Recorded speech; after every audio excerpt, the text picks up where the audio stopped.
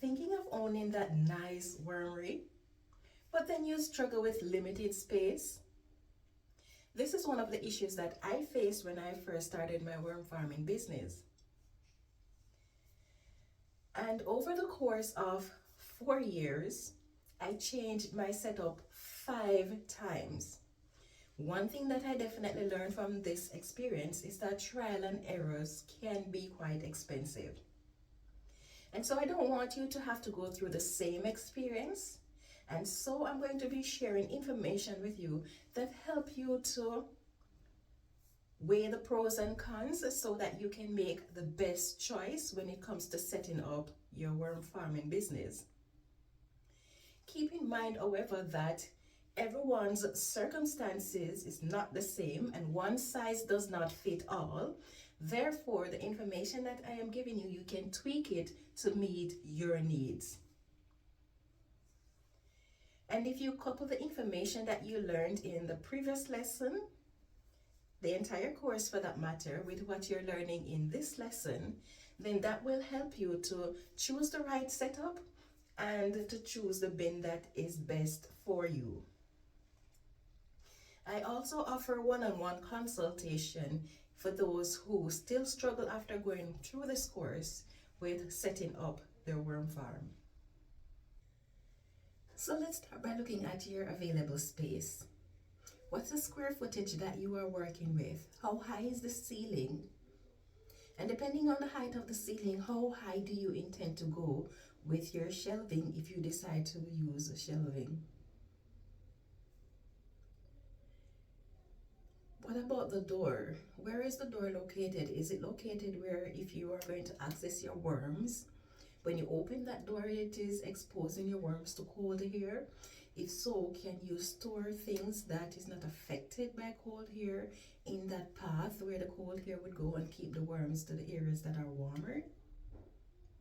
If you're going to be building a wormery and it is a small space, could you build it where you have a secondary door, like when you walk into a store and you enter the first door and then maybe 4 feet in front of that there is another door that prevents cold air from just rushing in?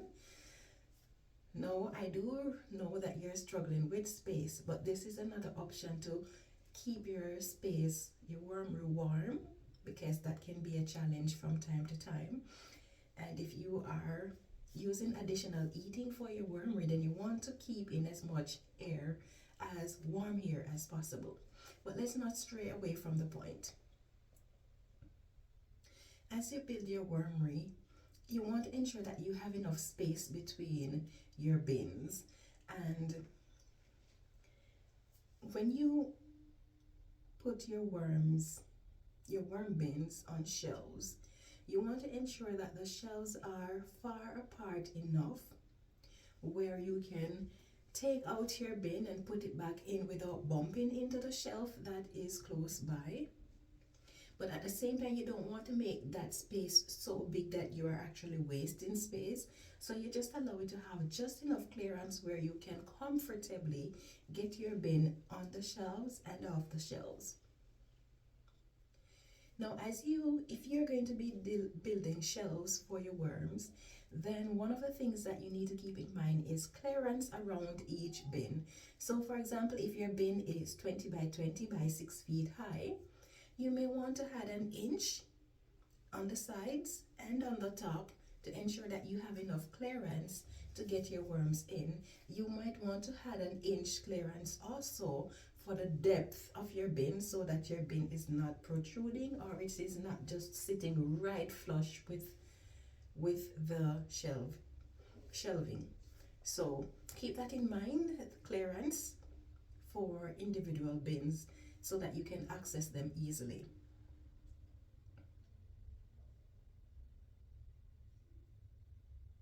Now, if you're using things like CFTs and large bins, whether wooden boxes or you're using old refrigerators, it doesn't really matter. If you're using any form of large bin, can you build it where the trays or the containers that you're going to be storing your castings in can be kept underneath?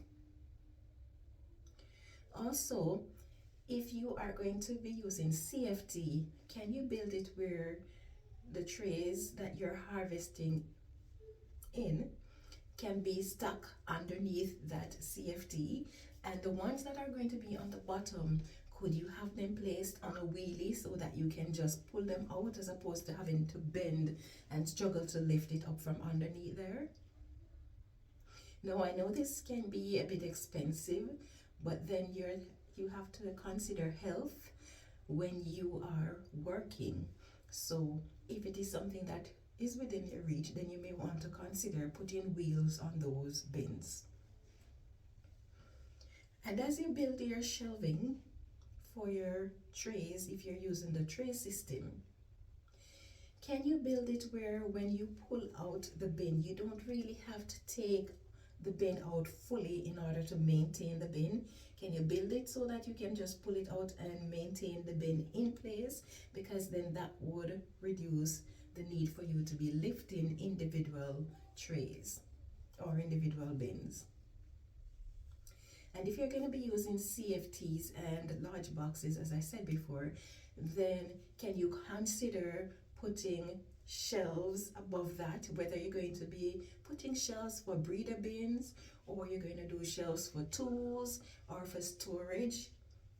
And if you're going to be doing storage, then it is recommended that you keep the heavy material low and the lighter material up higher, because safety is always something that you have to consider when you're doing anything in life. And especially if you're going to be doing a business that you're going to have other people working with you, you have to take their safety in mind. So there are things that you may be able to handle, and because it is your wormery, you know what to look out for, whereas someone who is an employee may not be thinking along that line. So then you need to ensure that when you are arranging your wormery, you're thinking about safety for anyone who may have access to your worm farm.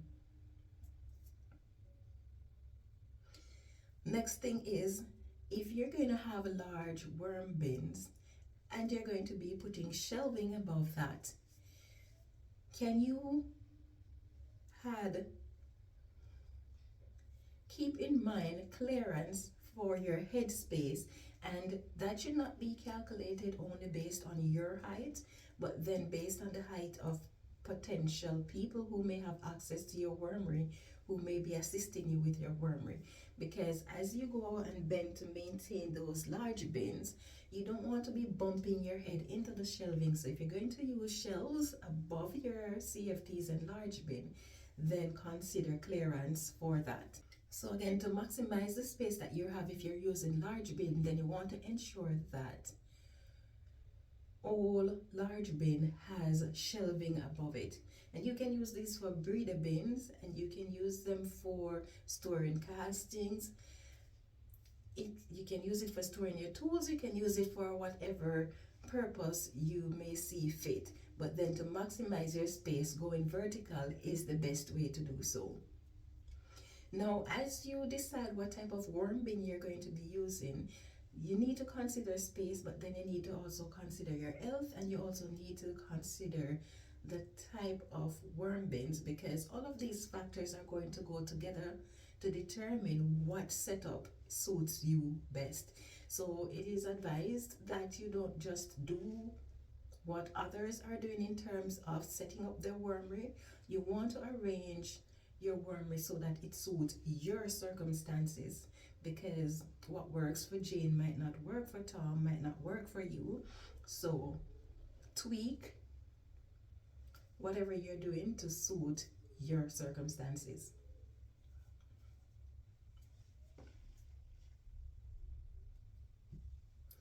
The next thing, as you build your shelves, you can build your shelves so that some of your tools can be hung on the sides of your shelves.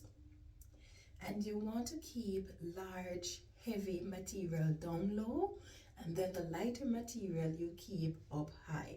And this is again for a safety reason, because it is important to keep yourself and your employees safe.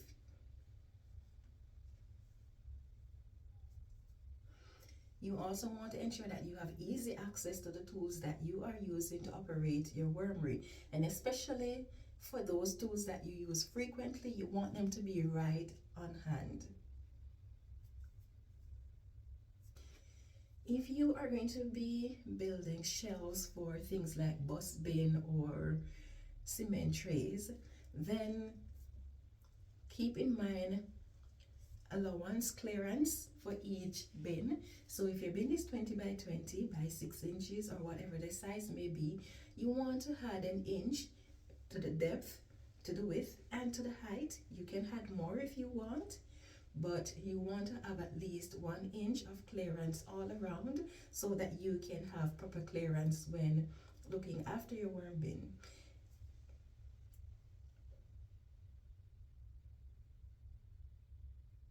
Now, if you're going to be using trays, these require a lot of lifting. So as you build your shelves for your worms, could you build it where you can pull out your bins partially and maintain the bin in place, as opposed to having to lift individual bins to look after them and then having to lift them to put them back? Because depending on your size of your wormery, you can have quite a lot of bins to go through. When I was in Saskatchewan, I had 70 bins on shelves, and I had to maintain those in 2 days. So I'm pretty much looking after 35 bins that I have to be lifting twice to ensure that I maintain those bins. So could you design your shelf so that you can just pull the bin out partially and maintain them in place instead of having to be lifting all those? And those cement trays, although they're not big, they can be quite weighty, especially if you have your tray system up high. And depending on the height of those tray systems, sometimes you may need to work off a platform or a ladder. The ladder is not so safe, and so it's best to use a mobile platform. And if so, can you use a platform that you can probably pull out the bin and work on that platform instead of having to take down those trays and go somewhere else to maintain it? Another advantage of building your tray system, your shelving, so that you can pull out the bins and maintain it in place, is that now you do not have to set up a station where you're going to be going to maintain those bins. As you set up your wormery, it's always a good idea to visualize what you want your wormery to look like. And I'm talking about this small space that you have. Visualize what you would like it to look like, and visualize various outcomes for this space. So for example, what if I use CFTs with breeder bins above it? What is the layout? Where would I store my castings? Where would I store my tools? Where would I orient the shelves? Or if I'm using just shelvings with trays, how do I set it up? What direction do I want it to go? What size do I want it to be? How high would I like it to be? Where would I store my castings? Where would I store my sifter and all the other supplies that I'm going to be working with? Where would I store the worm food? So you want to visualize how you'd want it to be, because when you have clear in mind how you want it to do, then it makes it so much easier for you to create a plan and then work with that plan to get the outcome that you want. Because if you just jump into getting bins and building shelves and you don't have clear in mind how you would like the finished product to look, then you're going to find that you are doing a lot of trial and errors, and that can be quite expensive, that can be time consuming. And in today's world, who wants to be wasting time? Who wants to be spending a lot of resources on things that they could have avoided? So spend the time to visualize what you would like it to do, and then create your plan accordingly so that you can get the best outcome. As you plan your wormery, and especially if you're going to be using shelves that are going to be so high, sometimes the existing lighting that you have in there will not be enough for this layout that you have, and so you may either need to adjust the lighting that you have in there or to add additional light to to ensure that you can see to look after your worms safely and efficiently.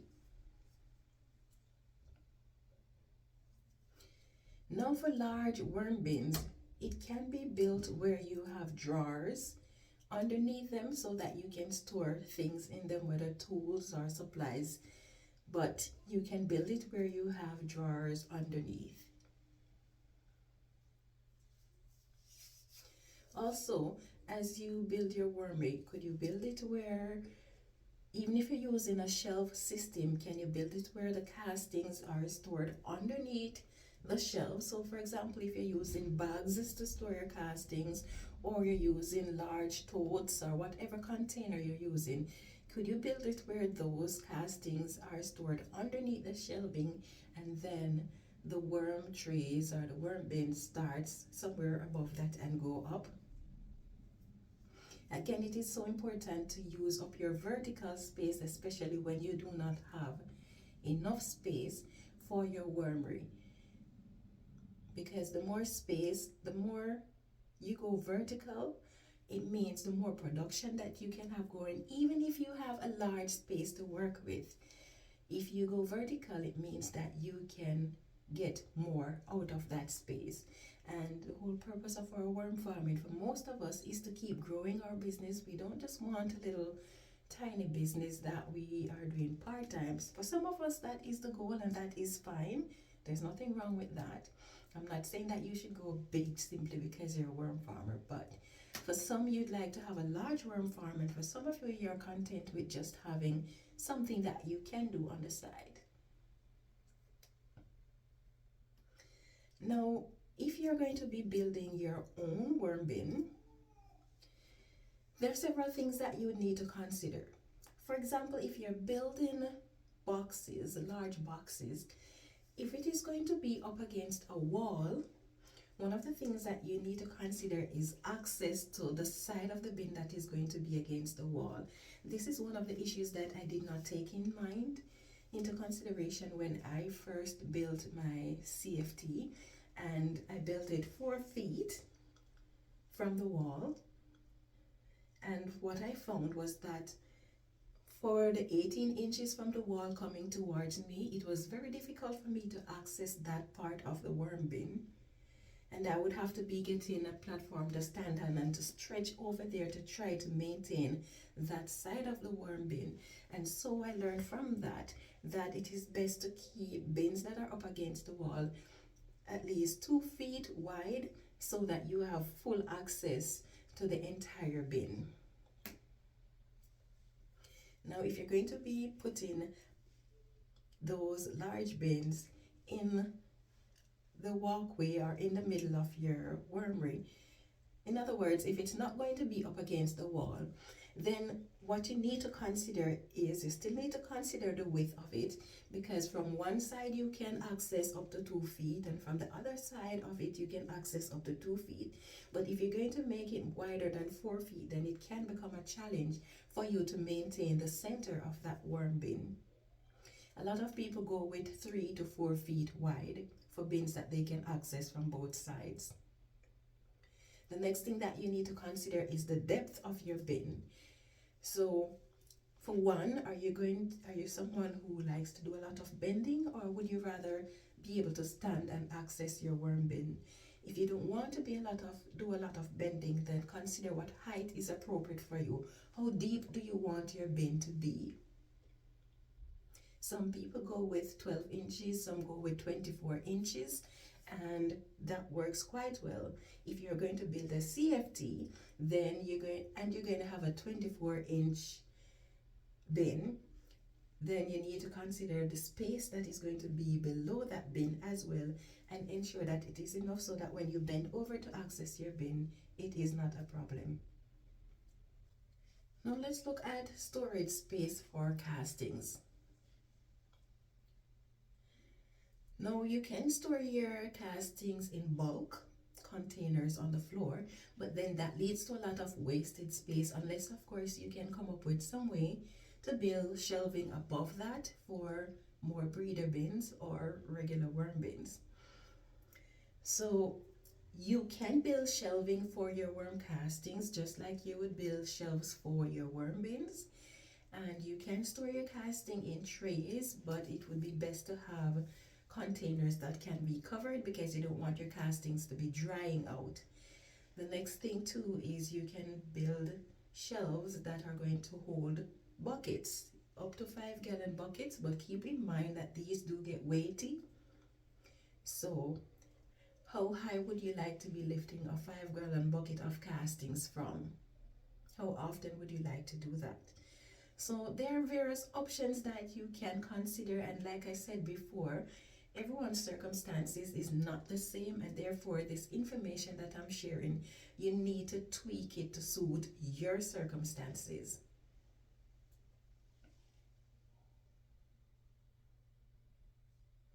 And if you're going to be building shelves for your castings to store 5-gallon buckets, then I would recommend that you build it only up to a certain height where you're comfortable with lifting the buckets, and after that you can just put shelves above it for worm bins or for whatever other lighter material you may have on there. But then there is something, the 5-gallon bucket and the smaller cement trays pretty much weighs the same, but then because of the bulkiness of the bucket, sometimes it makes it cumbersome to deal with, whereas it is easier to just pull a tray off the shelves.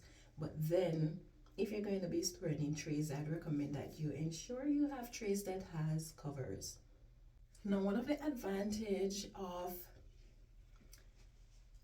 building your trays, all your, not your trays, but your shelving, one of the advantage of building your shelving so that the casting is stored down low is that castings is not something that you're going to be moving frequently as you would be moving your worm bin, because you don't have to maintain your castings. You just store it there until you get a purchaser for it. But when you have castings stored on the lower section and you have worm bins above that, then it means that you don't have to bend down very low to access worm bins, which reduce the amount of lifting that you will have to do. And you notice I keep talking about lifting and weight and all of that because we want to be safe, right? The whole purpose of growing organically, the whole purpose of doing worm farming is to protect the environment from waste in the landfill and to grow organic food so that we can be healthy. It doesn't make sense for us to be doing all of these things to be healthy and at the same time we're doing other things that can be affecting our health. So if you're going to be building shelves for your worms, can you build it where the castings are stored down low underneath the shelf so that you don't have to be bending to take up individual worm bins frequently? And if you're going to be doing worm farming as your main source of income, then it means that you are going to be spending quite a lot of time maintaining worms, right? So if you're going to be doing this on a daily basis, you don't want to be doing more lifting than is necessary.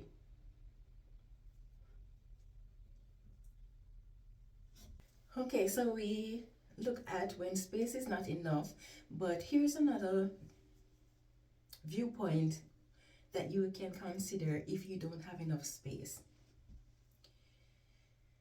The fact that you're considering it means that you have some amount of space that you can work with. It might not be what you want eventually, but can you start with what you have? It doesn't matter how small it is. Even if it is just enough space for you to have 2 or 3 totes, it doesn't matter. Start your worm company. Don't wait until you have this grand space that you can use to set up your wormer, because the truth of the matter is if you start small, if you start with whatever it have, even if all you have is 12 square foot of floor space, you can start a worm business with that, because you can build a shelf and put trays on there. You can make it so that underneath there, on the ground level, you're storing castings. and it doesn't really require a lot of tools. You can just make one of those little ant sifter and you keep it up on one of those shelves up high. So it doesn't matter how much space you have. Get started. Don't sit and wait until you have everything that you need. And another advantage of doing that, of starting with what you have, is that the income that you are getting from that can be put aside to ensure that you can afford a larger space later down the road. And in addition to that, if you start with what you have, it means that you're growing your worm population and you're growing the volume of castings that you have to supply to your clients. And the sooner you start, the earlier you start to build a name for yourself in this industry, the earlier footing you get into this industry before it is overwhelmed by worm farmers. And as you can see in the last couple of years, the amount of people who are starting worm farming businesses has increased drastically. Now we're still very short on worm farmers. We still don't have enough worm farm suppliers. But as you can see, the industry is growing and it is growing pretty fast. So you don't want to sit and wait while others are making a name and getting a strong footing in the industry to get your business started. And especially if you are in a location where there is not much competition, jump at it. Don't wait, because guess what? Whatever idea you have, you can bet that someone else has that idea as well. So you don't want to sit around and to wait for that person to get the footing while you're there, and then you beat yourself up and says, oh, if I had known. So don't procrastinate. Get started. Use what you have and work with it. And as you work with the small space that you have, one of the things that you can do is start planning ahead. As this little tiny worm farm of yours grow, you keep planning ahead. Okay, what am I going to do when this space becomes too limited for me? How do I go about getting a larger space? And if I get a larger space, how do I plan to utilize it? Keep those things in mind and work towards that. Let that be your goal. And one of the things that I learned in life is the importance of leveraging. So say for example you are here and you start your worm farming business in this small space, but then you realize that your farm is growing, you don't have the resources to go out there and buy a property or to rent a large property to set up your wormery. But then somewhere in your community, maybe one of your neighbors has a barn or a barn or a shed that they're not using that is larger than the space that you have, or maybe they have a piece of open field or a backyard that they're not using. Could you approach that person and make some form of deal with them? Maybe if they're a gardener, you offer to supply them constant supply of worm castings in exchange for use in their barn or the space that they have. Ask them if they'd be willing for you to put up a small greenhouse there. Not greenhouse, but a small wormery there, if that is legally allowed in your area. Or could you offer to rent the space from them? But you need to find ways to be resourceful, because that is how you're going to get your business to grow. Don't sit back and wait for the time when your wormery gets so big but the space is so small that you can't really do nothing, and then you go into a state of panic. So start planning ahead from now. What are you going to do? And start putting resources and plans in place for when your wormery grows. Also, can you be putting money aside to buy a piece of property to set up your wormery? If you are in areas where government offer grants, could you create a business plan and approach the government with your plans to see if you can get a grant for your business? But as you do that, it is important to keep in mind how the government, how your community benefit from what you're doing, and you want to put that into your business plan. Because when you put that, when the government can see how they're going to benefit, when they're able to see how the community that you're supplying is going to benefit, then it makes it so much easier for you to get a grant for your business. I'm not saying you will get it, but I'm saying it makes it easier for you to get a grant.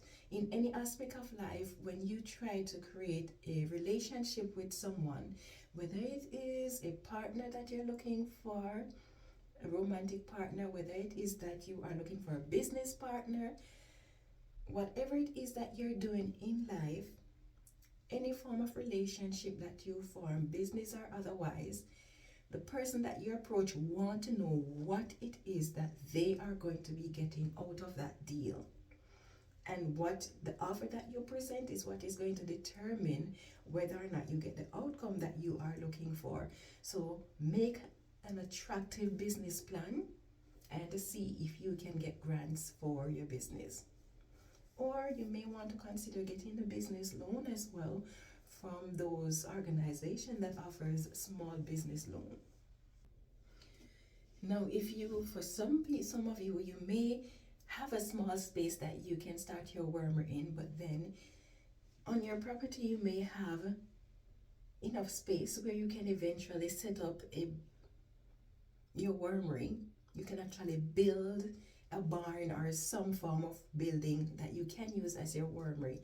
If you are going to be doing that, make sure that you check with your local building authorities to see what is allowed, the size that is allowed, if it is allowed, and whatever regulations they may have before you get started, because you don't want to start something and then end up losing all of your resources because it is not allowed. So keep that in mind. But yes, if you have enough space where you can build something, start planning ahead. Start your business now with the space that you have and start putting resources towards expanding your business. The next thing that you can do if your wormery is running out of room is, do you know any businesses in your area that is using part of the space that they have? Could you partner with them to share the cost of the space, and then you could get a part of that space to use? The whole idea is to get creative as you plan your worm farming business. You start small and you start look for ways to expand your business. And the good thing about starting small is that you get to see what is working and is not working. You get to work out the kinks that may exist in your business, so that when your business finally reaches the stage where you're going to expand it, you already know what are the issues that you may face and how you're going to solve them. So as you think about your worm farming business, like I said before, spend the time to visualize the outcome that you want. Meditate on why you want this business. Why is it so important to you? And as you go through your worm farming business, you are going to face challenges. There are no doubt about that, because everything that we do in life, we face challenges. Simply staying alive, we face challenges. So when the challenges comes and you find yourself maybe slowing down in your business, or sometimes you may be tempted to put your business on halt, this is a time when you need to go back on what you learned in that first lesson of this course, the first module of this course, the success habits for entrepreneurs. You want to go back over that lesson, because that is what is going to give you the motivation and the momentum to keep going. And if you haven't yet done so, please take the time to join our Worm Farming Entrepreneurs group on Facebook, because that is where we come together and we talk about the issues that we face. We talk about the positive experiences that we've had. We ask questions and we encourage one another. We don't put each other down when we're facing challenge. The goal of that group, which is just getting started, by the way, so if you join the group, you might be among the first set to be a part of this awesome group. The whole idea is for us to help to build each other so that we can all have our successful worm farming business. So if you haven't yet done so, take the time to join our community. And I know a lot of people are not fans of Facebook, and so I'm going to be setting up a community on YouTube as well, so that you guys can join this community and encourage and support each other. So as you work on starting your worm farming business, I encourage you again, do not procrastinate. Get started with what you have. It doesn't matter how small it is. Get started with what you have and work your way up. Procrastination costs money. There are a lot of people who have the same ideas as you do, and so you don't want to be procrastinating, because then you find yourself getting left behind, and that is something that you don't want, especially in this industry, because now is the time when this industry is taking off like never before. So spend the time and do the assignments, and I will see you in the next lesson.